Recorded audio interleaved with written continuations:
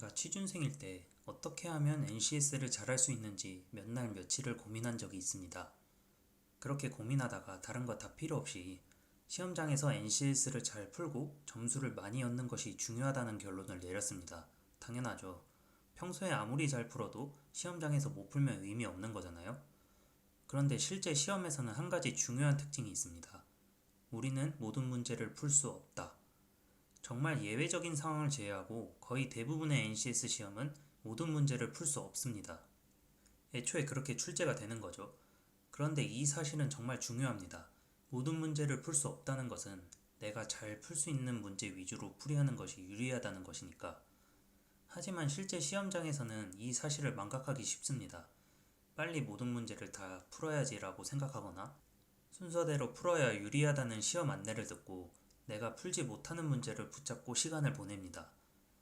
순서대로 풀어야 유리하다는 것이 흔한 경우는 아닌데 혹시 안내가 있더라도 풀지 못하는 문제를 절대 포기하고 넘기지 말라는 것이 아닙니다. 결국 NCS는 풀이 능력 자체도 중요하지만 문제를 보자마자 내가 풀 수 있는 문제, 내가 풀 수 없는 문제를 구분하는 능력도 중요하다는 것을 깨달았습니다. 그래서 저는 그때부터 내가 풀 수 있는 문제, 내가 풀 수 없는 문제를 구분하는 능력을 키우기 시작했습니다. 어떤 문제집이든 상관없습니다. 일단 최소 NCS 문제집 3권 정도를 준비하세요. 그리고 그 문제집들을 순서대로 최대한 깨끗하게 풀이하고 채점합니다. 단 오답 노트는 아직 하지 마세요. 그렇게 순서대로 전부 풀어보세요. 끝나셨나요? 그럼 이제 첫 번째로 풀었던 문제집을 다시 풀이합니다. 그렇게 하면 신기한 경험을 할 수 있습니다. 틀렸던 문제를 또 틀립니다. 물론 정말 기억에 남는 문제는 기억에 남아서 다시 틀리지 않겠지만 그렇지 않은 문제는 다시 틀리는 경험을 할 수 있습니다. 그게 본인의 약점입니다. 이제 그 약점을 오답노트 하고 연습을 해서 극복할지 아니면 포기할지를 결정해야 합니다. 왜 포기하냐고요? 앞서 말씀드렸지만 우리는 실제 시험장에서 모든 문제를 풀 수 없으니까요.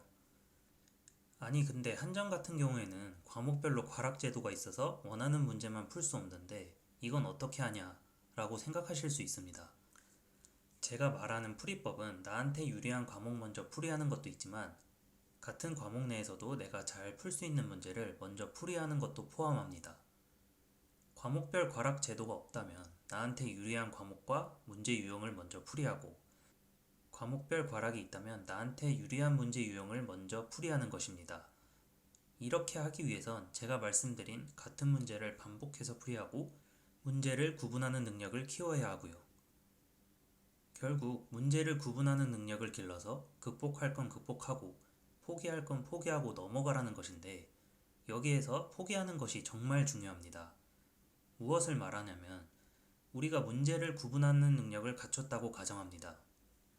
그런데 내가 잘 풀 수 있는 유형의 문제였는데 막상 풀어보니 어려운 경우도 정말 많잖아요?